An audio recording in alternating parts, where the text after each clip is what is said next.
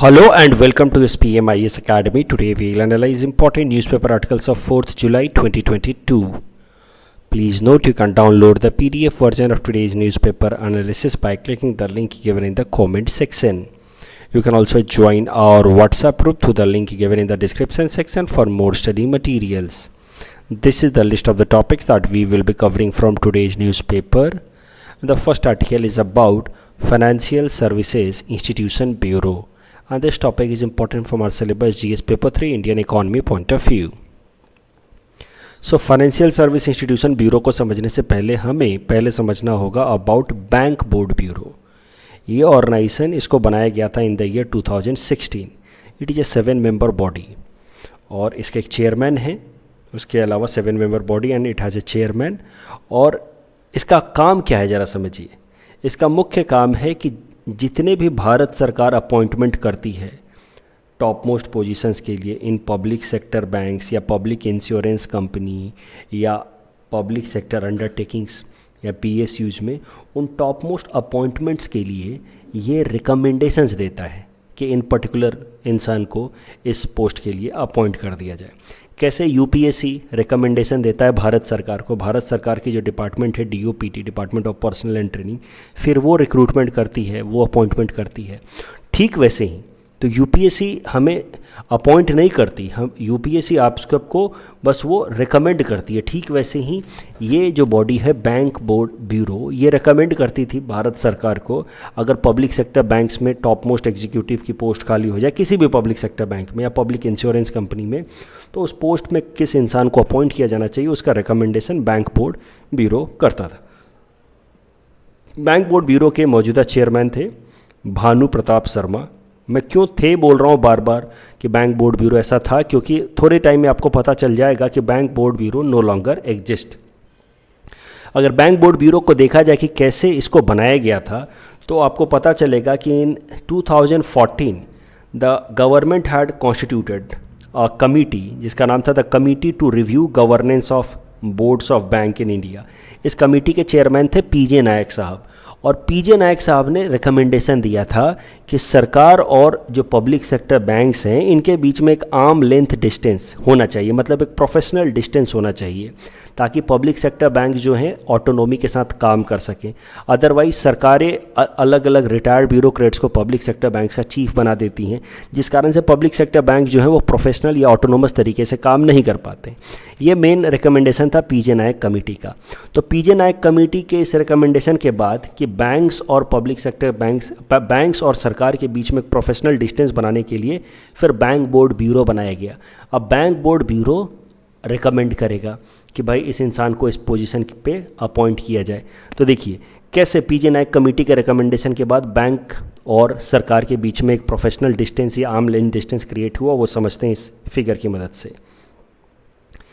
ज्ञान संगम, अभी जैसा कि मैंने आपको कहा 2014 में पीजे नायक कमेटी ने रिकमेंड किया कि बैंक्स पे over regulations by the government is leading to poor performance of public sector banks. ऐसी ही बात कही पब्लिक सेक्टर बैंक्स के चीफ्स ने इन अ कॉन्क्लेव जिसका नाम है ज्ञान संगम, जिसमें उन्होंने कहा कि excessive restriction put buy the government on the functioning of public sector bank is hindering their performance. तो ये हुआ ज्ञान संगम में. और ज्ञान संगम के बाद फिर भारत सरकार लेकर के आई इंद्रधनुष प्लान. और Indradhanush plan 7 pronged strategy to strengthen our banks specially public sector banks, उसमें एक स्ट्रैटेजी थी to establish bank board bureau. तो मैं क्या कह रहा हूँ कि बैंक बोर्ड ब्यूरो को आप मान सकते हैं कि पीजे नायक कमेटी के रिकमेंडेशन से उसके बारे में सरकार ने सोचना शुरू किया. फिर ज्ञान संगम में ही ज्ञान संगम जो कॉन्क्लेव हुआ उसमें भी पब्लिक सेक्टर बैंक्स ने कहा कि ऐसा डिस्टेंस होना चाहिए सरकार और बैंक्स के बीच में ताकि बैंक्स को ऑटोनॉमी मिल सके. फिर सरकार लेकर के आई इंद्रधनुष प्लान, जिसमें फिर बैंक बोर्ड ब्यूरो को फाइनली कॉन्स्टिट्यूट किया गया. And this is how bank board bureau was created. So how exactly bank board bureau functions? Now you see, before bank board bureau, the chiefs of the public sector banks were directly appointed by the government. Government की appointment committee जो है, appointment cabinet committee जो भारत सरकार सीधा सीधा chief of the public sector banks को या insurance companies के चीफ को या पीएसयू के चीफ्स को अपॉइंट कर देती थी. लेकिन after Bank Board Bureau. Now Bank Board Bureau makes a recommendation to the government, and on the basis of that recommendation the chief of the public sector banks, यहाँ पे सिर्फ मैं public sector banks कह रहा हूँ, लेकिन bank board bureau public sector banks के लिए या इंश्योरेंस कंपनी के लिए या PSUs के लिए, सब के लिए जो चीफ्स के अपॉइंटमेंट का रिकमेंडेशन है वो बैंक बोर्ड ब्यूरो से आता था। उसके अलावा बैंक बोर्ड ब्यूरो बहुत बार PSUs को या इंश्योरेंस कंपनी को या बैंक्स को हैंड होल्डिंग सपोर्ट भी देता था, उनको गाइड करता था कि कैसे वो इन्वेस्टमेंट पा सकते हैं, कैसे वो अपने बिजनेस को एक्सपैंड कर सकते हैं। ये सब काम था बैंक बोर्ड ब्यूरो का। So in short you can say कि bank board bureau was a step towards increasing public sector banks independence and autonomy and day to day governance of the banks. चाहे वो सरकारी bank ही हैं, लेकिन day to day functioning के लिए they were separated from the government and they were provided some sort of autonomy। अभी current क्या context है, क्या इश्यूज हैं बैंक बोर्ड ब्यूरो के साथ। 2020 में 2 साल पहले यानी कि दिल्ली हाई कोर्ट ने बैंक बोर्ड ब्यूरो पे रिस्ट्रिक्शन लगा दिया कि बैंक बोर्ड ब्यूरो सिर्फ और सिर्फ बैंक्स के टॉप मोस्ट चीफ एग्जीक्यूटिव्स के अपॉइंटमेंट के लिए रिकमेंडेशन दे सकता है, लेकिन वो PSUs के लिए या इंश्योरेंस कंपनीज के लिए रिकमेंडेशन नहीं दे सकता। It is not a competent body for insurance companies and PSUs appointment recommendation. अब दिल्ली हाई कोर्ट ने जब बैंक बोर्ड ब्यूरो के काम पे रोक लगा दिया, कहा कि ये इंश्योरेंस कंपनी के लिए या PSU के लिए रिकमेंडेशन नहीं दे सकता, तो इस कारण से कई सारे इंश्योरेंस कंपनीज के अपॉइंटमेंट्स रुके हुए थे। For example new India Assurance, which is India's one of the largest general insurer company, which is functioning without CMD for last 100 days. CMD post at agriculture insurance company is also vacant. तो अब current news ये है कि हमारी सरकार ने bank board bureau को replace करके एक नई बॉडी बना दी है जिसका नाम है financial services institutions bureau, FSIB। It will be now replacing bank board bureau and that is why I was saying कि बैंक बोर्ड ब्यूरो था, क्योंकि अब बैंक बोर्ड ब्यूरो नहीं है। You see what is the heading of this article, bank board bureau era ends and it is replaced by financial service institution board. क्यों किया गया है ये नाम में परिवर्तन? क्योंकि अब ये फाइनेंशियल सर्विसेज इंस्टीट्यूशन बोर्ड को पावर दे दिया गया स्पेसिफिक तरीके से कि ये बैंक्स, इंश्योरेंस कंपनी और PSU सबके लिए उनके अपॉइंटमेंट के लिए रिकमेंडेशन कर सकता है। जो पहले चेयरमैन थे बैंक बोर्ड ब्यूरो के, he will continue as the chairman of financial services institution board, यानी कि Bhanu Pratap Sharma will continue as chairman of financial services institution board also a bureau. अब इसको लेकर के बहुत सारा मीम्स चल रहा था सोशल मीडिया पे, तो मैंने आपके साथ एक शेयर किया है कि गंगाधर ही शक्तिमान है।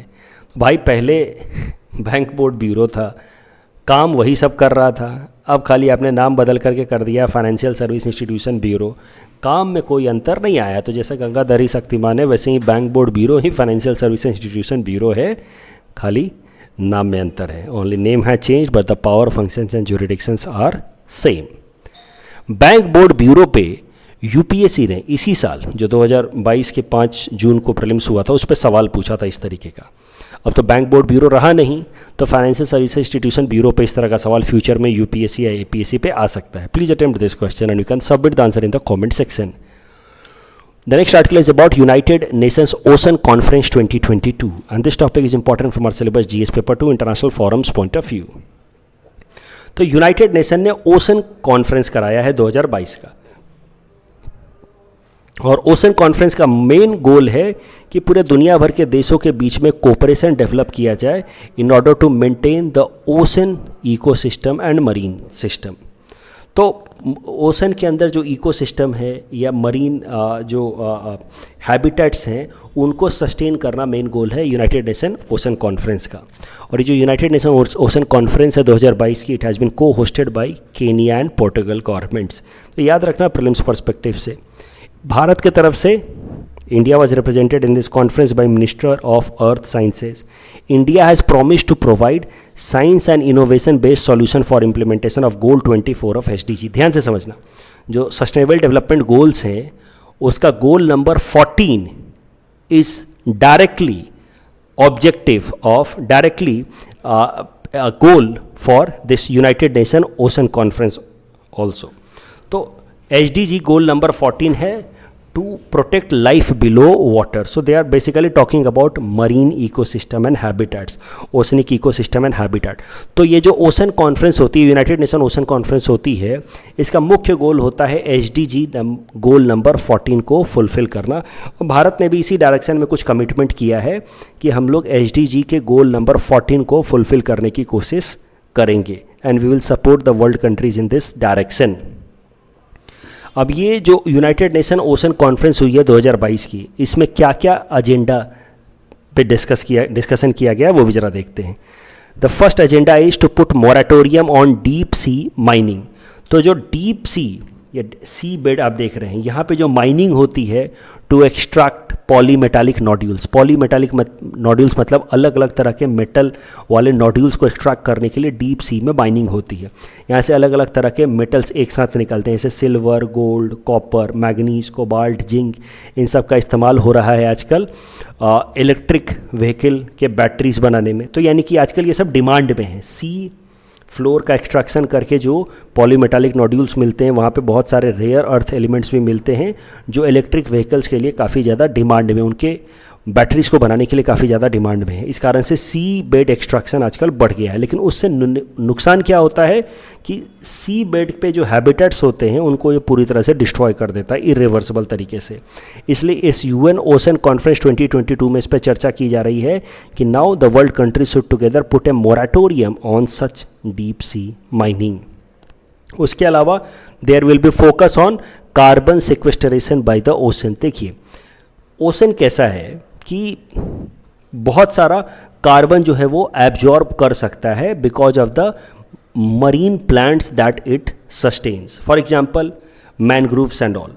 तो इसी को कहते हैं carbon sequestration by ocean. I hope you understand the meaning of sequestration. Absorption of carbon and equivalent green house gases को हम लोग कहते हैं कार्बन सिक्वेस्टरेशन. तो now ocean has capacity to soak up CO2 and through the natural things like mangroves and all. उसके अलावा there will be some geo engineering schemes will be done. Ocean में इस तरह से कुछ स्ट्रक्चर्स डेवलप किए जाएंगे ताकि नेचुरल तरीके से ओशन भी ग्रीन हाउस गैसेस को एब्जॉर्ब कर सके. लेकिन ओशन की अपनी एक लिमिटेशन है ग्रीन हाउस गैस को एब्जॉर्ब करने की. यू सी, जितना ज़्यादा हम ग्रीन हाउस गैस रिलीज़ करते हैं उस कारण से जो भी ग्लोबल वार्मिंग होती है उसका 90% तक हीट जो है वो ओशन अकेला एब्जॉर्ब कर लेता है. 25% तक CO2 ओशन के अंदर डिजॉल्व हो जाता है. जितना भी हम ग्रीन हाउस गैस रिलीज करते हैं उसके कारण जो हीटिंग होती है 90% हीट ओशन एब्जॉर्ब करता है. 25% CO2 ओशन सीधा सीधा एब्जॉर्ब कर लेता है. लेकिन इससे दिक्कतें क्या हो रही हैं कि ocean is becoming more acidic, oxygen is reducing, ocean is becoming warmer. और इस कारण से कई सारे प्रॉब्लम्स हो रहे हैं. सी लेवल राइज हो रहा है, कोरल ब्लीचिंग हो रही है, एल्गीज जो हैं वो टॉक्सिक होते जा रहे हैं जो कभी कभार हमारे फूड चेन में भी घुस जाते हैं. हैबिटेट्स, मरीन हैबिटेट्स डिस्ट्रॉय हो रहे हैं. जैसा कि मैंने आपको बताया, एसिडिफिकेशन हो रहा है, एसिड्स बढ़ रहे हैं. जब ओशन हीटेड होगा, CO2 जाएगा तो कार्बनिक एसिड H2CO3 बढ़ रहा है ओशन के अंदर. इस कारण से एसिडिफिकेशन हो रहा है ओशन का. इस कारण से फिशरीज़ की पॉपुलेशन डिक्लाइन हो रही है. तो ये तमाम नेगेटिव चीज़ें हो रही हैं CO2 का कंसेंट्रेशन बढ़ने के कारण इन द एटमॉस्फेयर. अभी इस कॉन्फ्रेंस में बात की जा रही है कि ओशन के अंदर नेचुरल तरीके से सिंक्स डेवलप किए जाए, मैनग्रोव्स वगैरह डेवलप किए जाए, एल्गीज डेवलप किए जाए ताकि वो नेचुरल तरीके से CO2 सेक्वेस्टरेट करे rather than just CO2 dissolution in the ocean, क्योंकि उसका सीधा सीधा निगेटिव इम्पैक्ट पड़ता है ओशन के इकोसिस्टम पे. उसके अलावा ओवरऑल बात की गई है एक ब्लू डील की in this UN ocean conference. Blue deal will focus on sustainable use of ocean resources for economic growth. तो मतलब ये ब्लू डील का हो सकता है आपसे PT में ऐसा पूछ ले कि blue deal recently seen in news is related to which of the following conference. और फिर वो अर्थ समिट या फिर COP26, UN ओशन कॉन्फ्रेंस 22, ऐसा कुछ पूछ सकता है आपसे. इसलिए ये ब्लू डील टर्म याद रखना आप PT से पहले. The next article is about call for change in National Food Security Act, and this topic is important from our syllabus GS paper to governance point of view, especially from the health segment. National Food Security Act एक बार revise कर लेते हैं. आपको तो वैसे मैंने पहले ही कुछ दिनों पहले कराया था, जिसमें मैंने आपको बताया कि how national food security act makes a commitment of ensuring 75% of poor rural population and 50% of urban poor population of subsidized food grain. तो इस बात की गारंटी देता है नेशनल फूड सिक्योरिटी एक्ट में. ₹3 पर केजी राइस, ₹2 पर केजी वीट या ₹1 पर केजी कोर्स सीरियल 5 किलोग्राम पर पर्सन पर मंथ मिलेगा under national food security act. In fact देखिए, नेशनल फूड सिक्योरिटी एक्ट में पॉपुलेशन को 2 पार्ट में बांटा गया है। एक है priority house hold. Priority house hold में हर इंसान को 5 किलोग्राम फूड ग्रेन मिलेगा पर महीने एट दिस रेट। और दूसरा है अंत्योदय अन्न योजना। ये नेशनल फूड सिक्योरिटी एक्ट का ही हिस्सा है। अंत्योदय अन्न योजना में 35 किलोग्राम फूड ग्रेन मिलेगा पर फैमिली पर मंथ। तो ये 2 चीज़ें हैं, they are part of national food security act. उसके अलावा कुछ और चीज़ें हैं। नेशनल फूड सिक्योरिटी एक्ट में प्रॉमिस किया गया था, जैसे प्रधानमंत्री मातृत्व वंदना योजना, जिसमें ₹6000 का कैश इंसेंटिव दिया जाएगा to pregnant and lactating women. उसके अलावा hot cooked meal to schools and anganwadis will be provided. ये सब चीज़ें भी हैं नेशनल फूड सिक्योरिटी एक्ट में। अभी करंट न्यूज़ ये है कि एक इंटर मिनिस्टीरियल कमेटी बनाई गई थी। इंटर मिनिस्ट्रियल कमिटीज़ को इसलिए कह रहे हैं क्योंकि ministry of food, ministry of health, ministry of women and child development, ministry of education, सबके रिप्रेजेंटेटिव्स थे। उसके अलावा ICMR, Indian council of medical research, food safety and standard authority of India, इन सबके साइंटिस्ट भी थे। इनको मिला करके एक लार्ज कमेटी बनाई गई थी। उस कमेटी को काम दिया गया था to study the impact of national food security act. उससे क्या फ़ायदा हुआ है इतने सालों में, कुछ हमारा न्यूट्रिशन इंप्रूव हुआ या नहीं हुआ।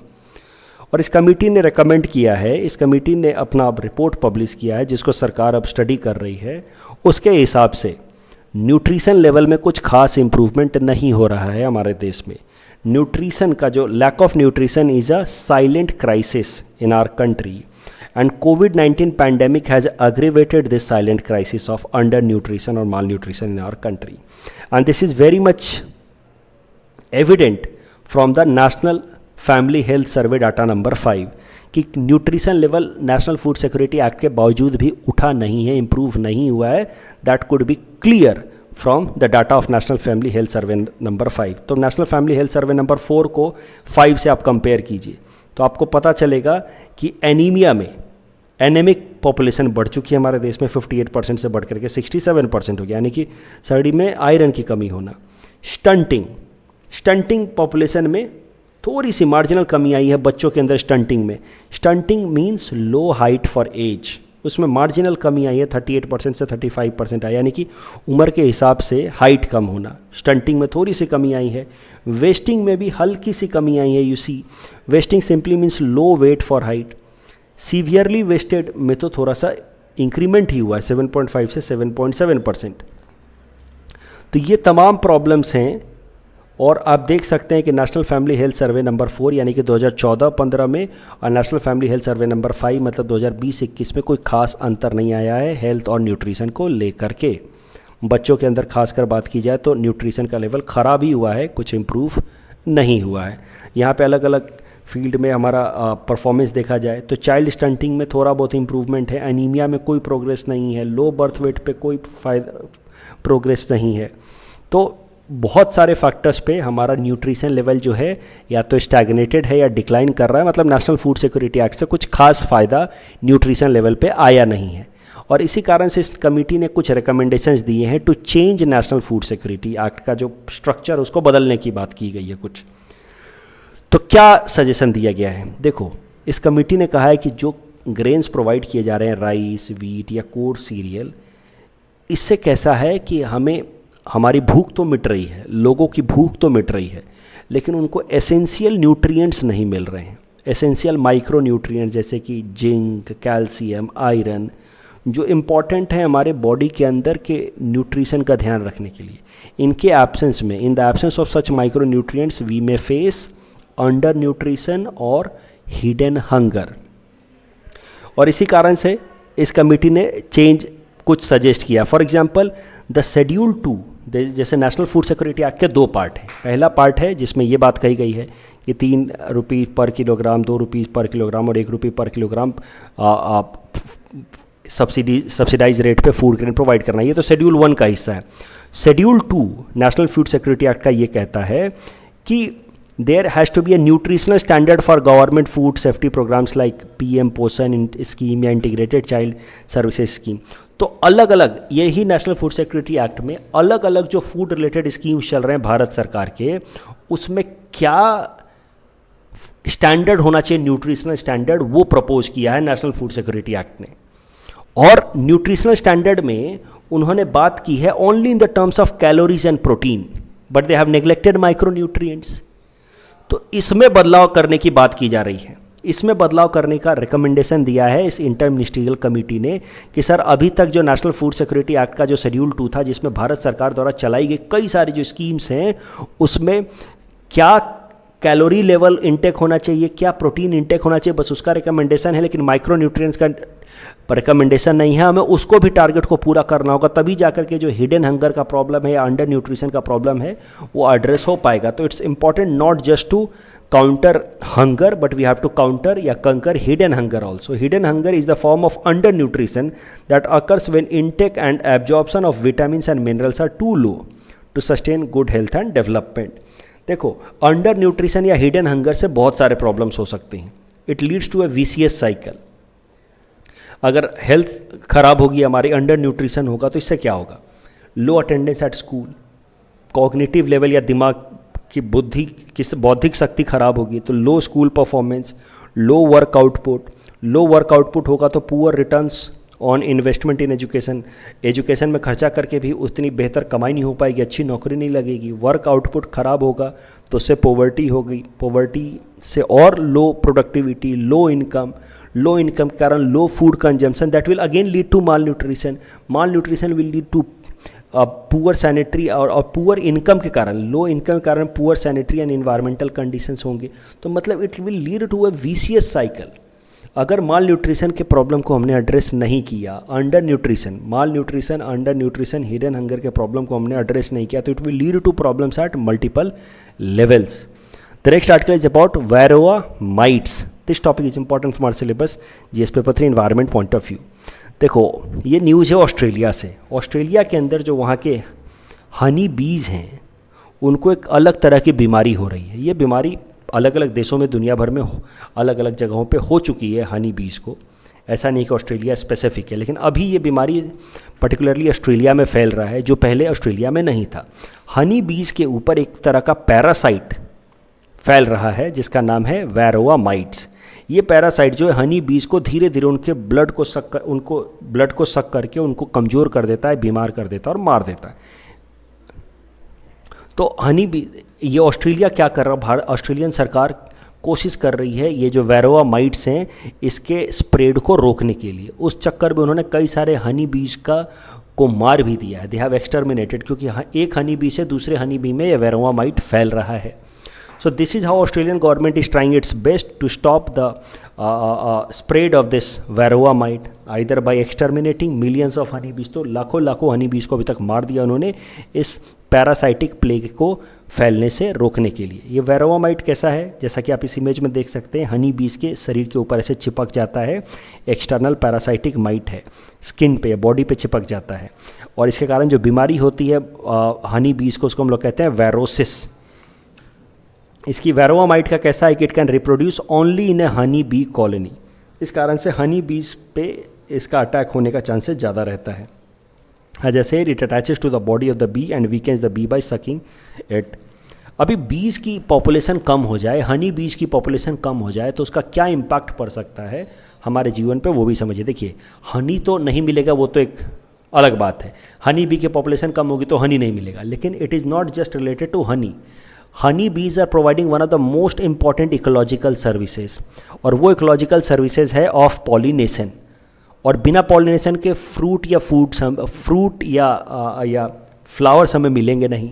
आई hope you understand the process of pollination, right. तो ये सबसे बड़ा इकोलॉजिकल सिग्निफिकेंस है हनी बीज का, और इसी कारण से वायरोसिस या जो वायरोआ माइट का जो स्प्रेड है ऑस्ट्रेलिया के अंदर, it poses a great threat to the local ecosystem of Australia. अगर वहाँ पे हनी बी का पॉपुलेशन कम हो गया तो पॉलिनेशन कम हो जाएगा, पॉलिनेशन कम हो जाएगा तो it will have direct impact on the flora and fauna of Australia. Next article is about India's largest floating solar power project. It is important from prelims point of view. तो ये PT related fact है, इसको ध्यान में रखिएगा कि भारत का सबसे बड़ा फ्लोटिंग सोलर प्लांट अब ऑपरेशनल हो गया एट रामागुदम रीजन इन तेलंगाना's पेदापल्ली डिस्ट्रिक्ट। इसका 100 मेगावाट कैपेसिटी है। इसको डेवलप करने वाली एजेंसी है एनटीपीसी। ओवरऑल ये जिस रिजर्वायर पे सेटअप किया गया उसका एरिया है 500 एकड़ का।